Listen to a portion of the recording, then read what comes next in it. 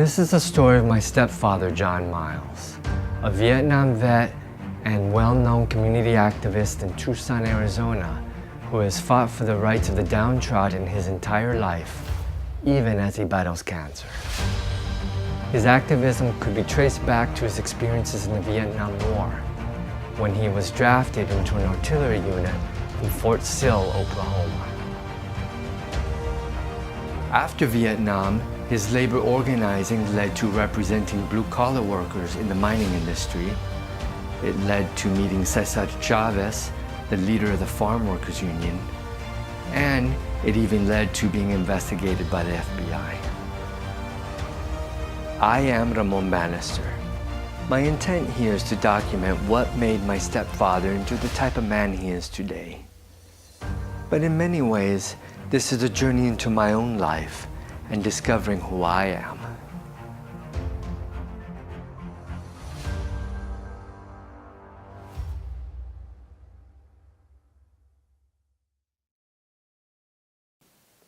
After my mom's first marriage ended, she met my stepdad in the late 1970s. I assume she was attracted to his work with the Farm Workers Union and his no-nonsense, adventurous demeanor. This sense of adventure began early in his life. My full name is Jon Brooks Miles. I have a twin brother. I had a twin brother. He's deceased now. But the name Jon was named after my mother's father, and Brooks was named after my father's mother's maiden name.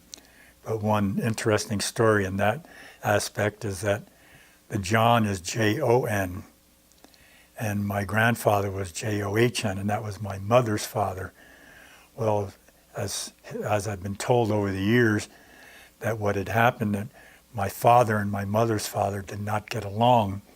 So when it came time to naming the twins, my brother was named Chandler after my father, and my mother insisted that I be named after her father, John. So a compromise was reached, so they spelled my name Jon. And the only time my father ever called me John was when he was upset at me or something, or somebody would call me on the telephone. He'd say, "John, telephone," but everybody else called me John, and he called, so the family name, they called me JB, my initials, Jon Brooks. So that was the beginning. So I was born on January 6, 1941, Hackensack, New Jersey.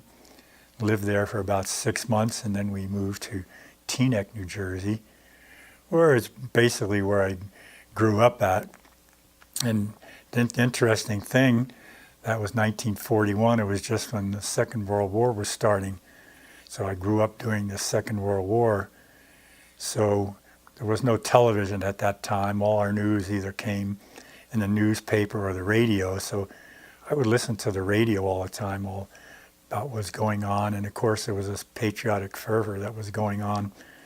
So right away I wanted to collect Army patches or division patches, different things. So I had an old jacket, and I'd get these patches, and my mother would sew them on the jacket. And here I was like 5 or 6 years old, So, so my brother and I went to Sunday school at a Methodist church just down the street, or up the hill a little bit.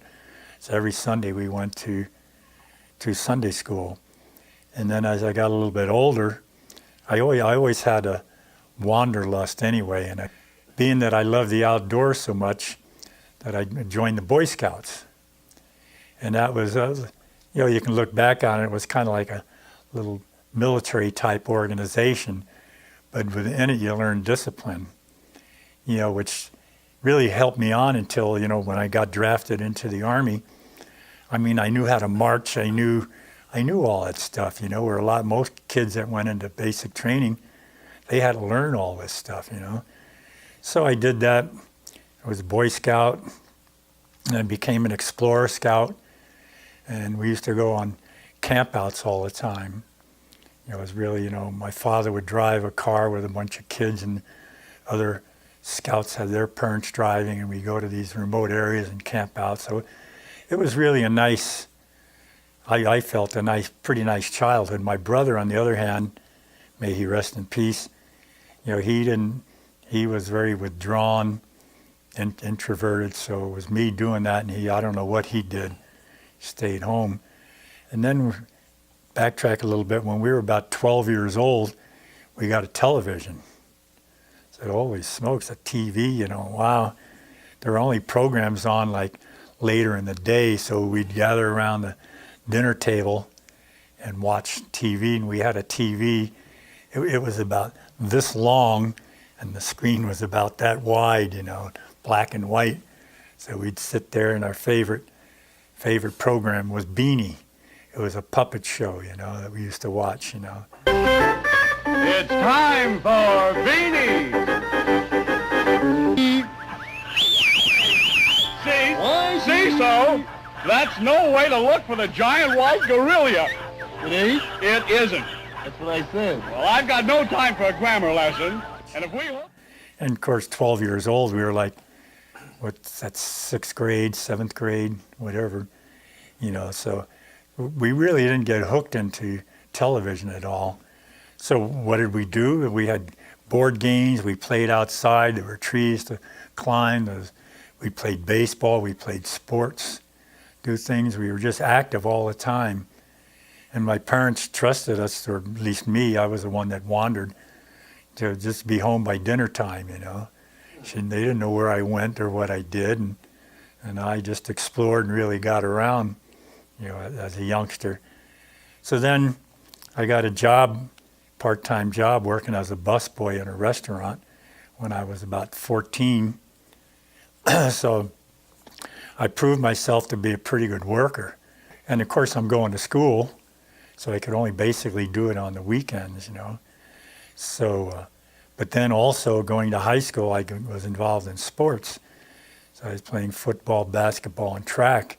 So that took up time, and plus schoolwork, and then working in the spare time, that really I had no idle time on my hands. And I was a medium to good student in high school, so that wasn't a problem. And as far as an athlete, I did get a scholarship offer to Bates College, in Maine. It was a college at that time, and I took a trip up there. I forget the town was it. I really didn't want to go to college or go up there, because what happened when I was 10 years old, or when I should use we, because my brother and I and my mother, we came to Arizona, where my father's family was from. So we toured a lot of the national parks. We crossed country in an old, I think it was a 51 Mercury. So and then we came to Arizona, and my aunt and uncle were ranchers, had a ranch.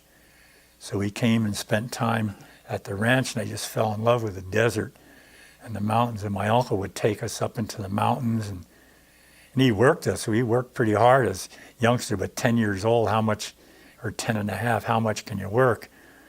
So when we went back, it was back to the usual Eastern routine. But then I knew right then and there that when I grew up, that's where I wanted to live. So then we came out again to Arizona, my mother, brother, and I. So my uncle, got along better with us because we were older and could do things, and especially me, we'd haul rock, and he showed me different places in the mountains where all those beautiful rocks were. We'd go up to Mount Lemmon, up in the high elevation and the pines, and when hardly anybody was up there, there was no traffic at all. They had just built the road in 51 up to Mount Lemmon. And one interesting thing, when it was hot in the summertime, we all slept on the roof. We had a flat roof on the ranch house until it rains. Then when it rained, of course, we had to go inside, and I slept on the porch, big screened-in porch. So I figured that's it. So the reason we didn't go to Arizona earlier, because my father left when we were like in the 2nd grade and came back to Arizona, and my mother didn't want to go because her parents were alive, and she felt bad about leaving her parents, her roots. So as time went on, my grandfather passed away, and then my grandmother passed away. I think my grandmother passed away in 55, so then my mother decided, well, we can make a move. So then my brother, being pretty introverted, it was, what is he going to do for a job, to work? in his adult life, they knew they didn't have to worry about me. So my father decided to move out here, and my father would open up a gas station, a service station, and my brother would be his partner. In the meantime, too, that being I was a good busboy and kitchen help and would do extra work at the restaurant, that there was a butcher, a wholesale butcher next door. And he asked me one time to help him. So I went over there and he taught me butchering, working in this big walk-in box and all these coats you have on and special gloves, and taught me various cuts of meat, working on sides of beef and things like that. So I felt I really learned a pretty good skill. So in the summertime, like after high school, I worked there that whole summer. And I was able to drive then, and I did deliveries for him.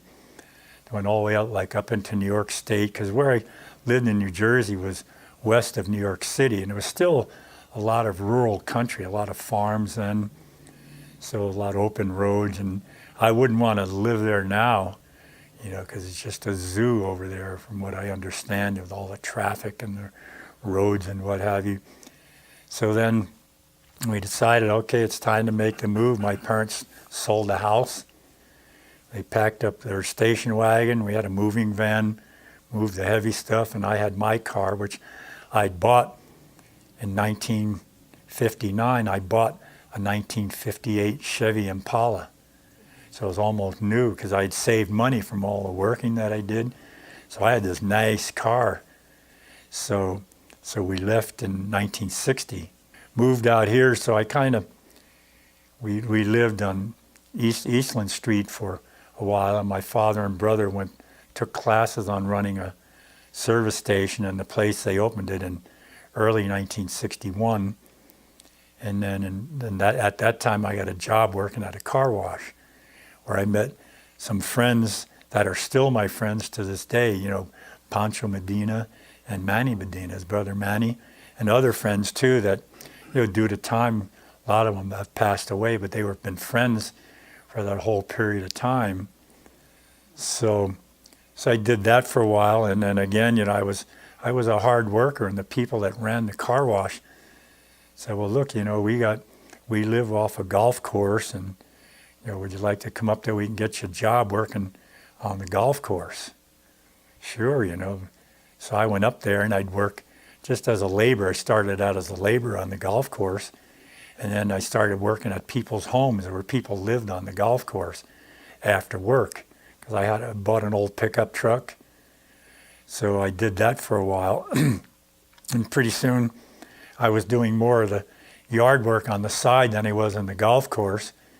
And the greenskeeper's son and nephew had all the easy jobs on the golf course, and I felt as long as they was there, I was never going to get running those big lawnmowers or working on the greens. So I figured, well, I'm just going to start working for myself. And these people owned a trailer park, the Miracle Trailer Park on Oracle and Glen. So there was an old timer there who was managing the park, and he was an old prospector. So, and he had talked to these rich people about giving them some money because he knew where there was a treasure. So right away that perked up my ears. I was in the mountains whenever I got a chance to. So they said, would you be willing to help us? We got to go file a claim and blah, blah, blah. And I said, heck yeah, So I went. They rented a driver in this great big old power wagon. We went up there, and then I learned how to stake a claim. So I staked 2 mining claims up in the mountains, and then we filed the paperwork, and that would have been probably 61 or 62. I don't remember which year. So then I did that, and needless to say, we'd go up there, and it was just me and this old man, and we'd be up there for 2 weeks at a time, and then the guy in the power wagon would come up and take us down, and we'd stay down 2 weeks. Then we'd get resupplied and go back up. Well, then we were going up for longer periods of time, and it was 6 miles from the old Nogales Highway to this mining claim up in the Tumacacori Mountains. So what I had to do when we were running short of money, there's no cell phones, no communication. So I just got 2 empty backpacks and hiked down to the highway, and still we didn't find any treasure. And by that time, I was starting to get a little skeptical, because I mean, hell, I wasn't born yesterday. And the treasure is going to be in one spot, and then the next day it's in another spot. And we kept moving around. So he convinced these people we need a bulldozer up there, which was almost impossible. There was an old road that was probably built using a bulldozer at one time. But anyway, they rented a bulldozer, and the bulldozer operator went up there, and the bulldozer pretty much scraped the side of the mountain, did a lot of work. And I had learned in the meantime, I had learned drilling and blasting, hand drilling, where you get a star drill in your hand and a 4-pound double jack, where you go like this, because you got gloves on, and you drill holes. And then when you get a hole that's probably 6 inches deep into the rock, that you put in your half a stick of dynamite with a fuse and the cap and a fuse, then you blast and blast it up. So I learned a lot of good skills, but I was disillusioned, and so the old guy was a nice old guy. He had a lot of great stories, and what have you, about mining and prospecting. He had been in Alaska. So when the dozer operator left, I put the word out that, one more week and I'm out of here. It's hunting season, and I was going hunting, that they had to send that power wagon up here and get us out of here. We had an old shack up there in the mountains that was built by this guy's friends years ago. We were pretty well, we could stay dry if it rained, and I have photos of it that I can show you sometime. And then, so finally, when that Saturday came, they didn't show up the following Saturday.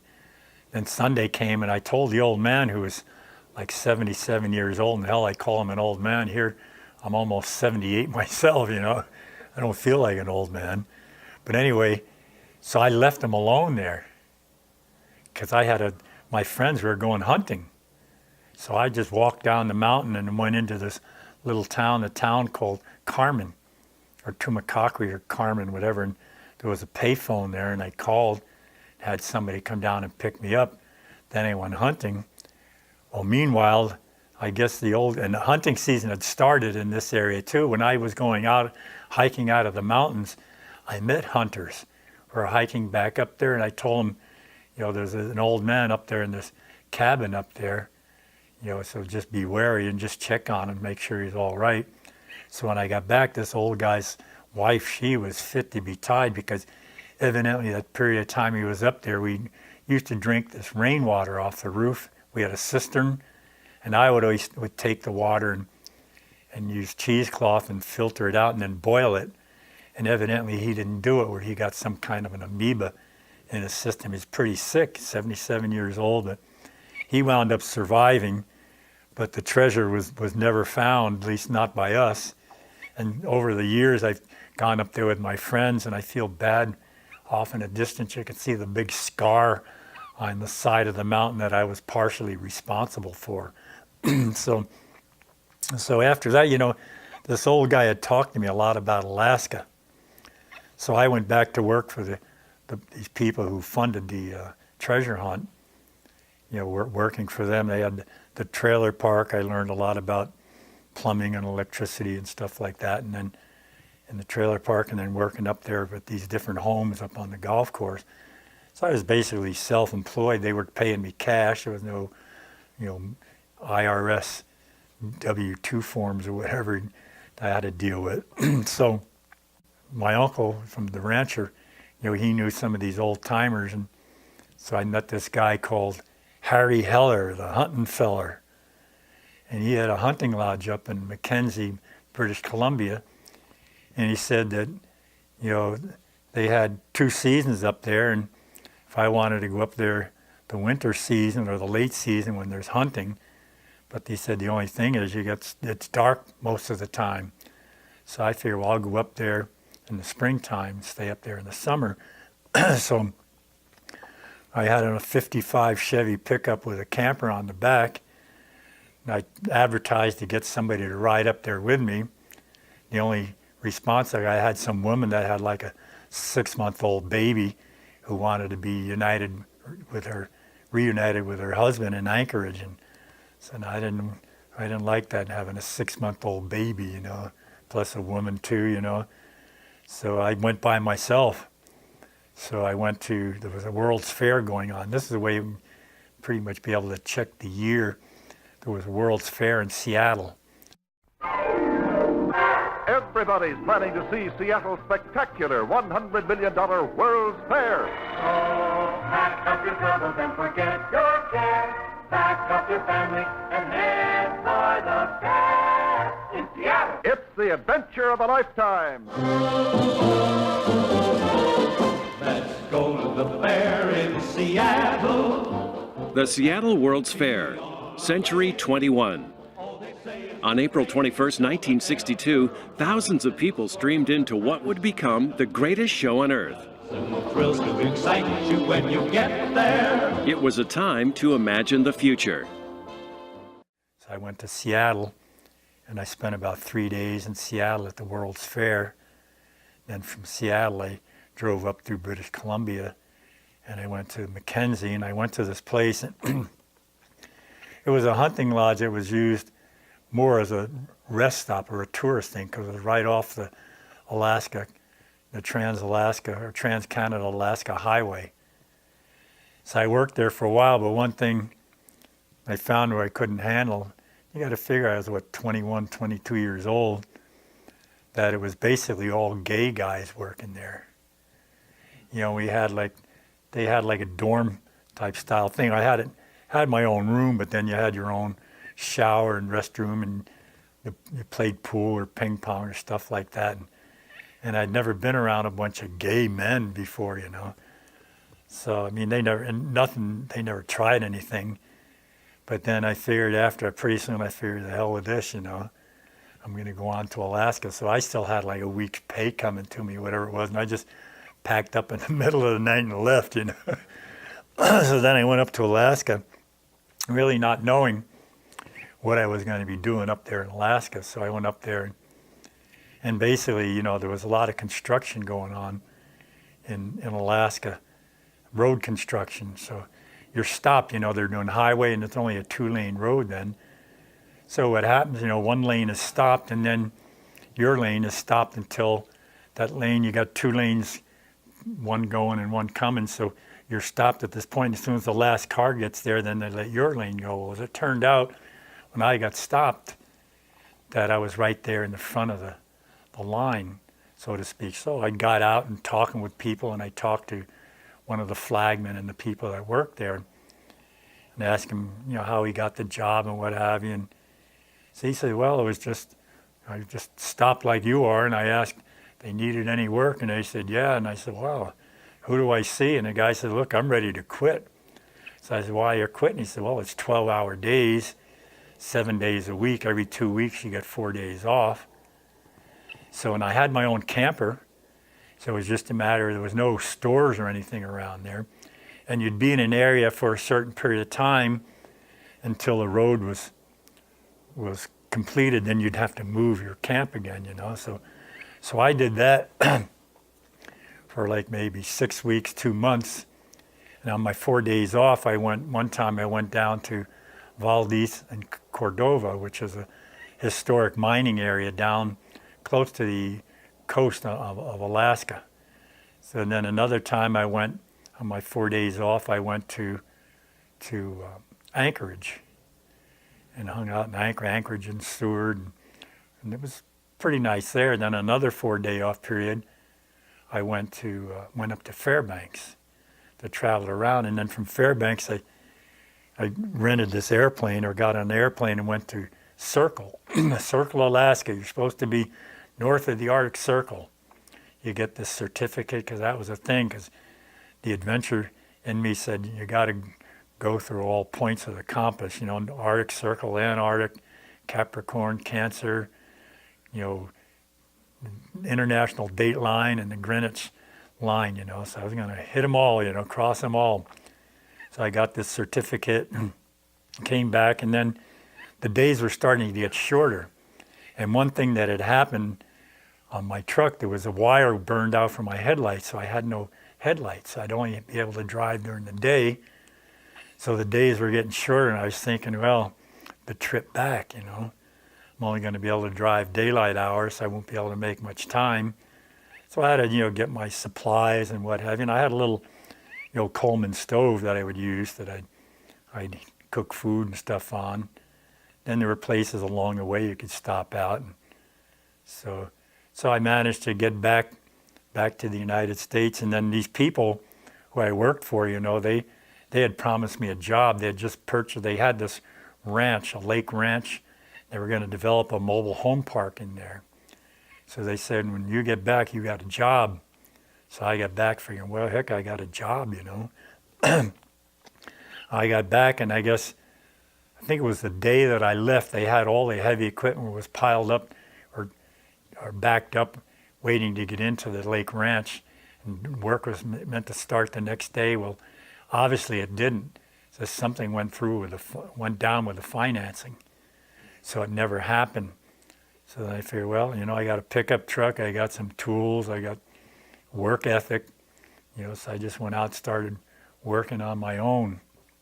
And so I did that because I had all these people I worked for on the golf course. So here, I was still living here at my parents' house, and it would take me about a half an hour to drive up there, which is like 21 miles away, just to go to show you about the roads. There was no traffic. I mean, just an easy trip up there and an easy trip back, you know. So I did that, and I'm pretty much working on my own. And then did that for a couple of years, and then I got a call. You know, I was, you know, what one thing I had done. You know, I registered for the draft in New Jersey, and then I re-registered when I came out here. You have to notify them every time you move. So I figured, okay, when I went to Anchorage, I went to the post office there and registered in Anchorage. I had a post office box, you know, P.O. box, or general delivery. Then I came back, I had to re-register down here. And then I got a notice from Phoenix to go up and take a physical. So I went up there and I took the physical, and I thought I might be too tall for the Army because they had a limit, like 6'5" in height, and then I don't know what it was for the minimum, but as it turned out, I felt I was 6'6", and they measured me, and no, I was 6'5". Maybe they fudged the results a little. Well, you know, I think with the draft going on, they wanted cannon fodder, you know. Yeah. So I took the physical, passed the physical, and months later I get this call saying you have to report, I think it was 110 South Scott Avenue, Tucson, Arizona, for induction into the United States Army. We learned that Jon's sense of adventure began early in his childhood. In the next episode, we'll see how this adventurous spirit was put to the test by the infamous U.S. Army boot camp, where they prepared him for one of the bloodiest and most controversial wars this country has ever seen: Vietnam.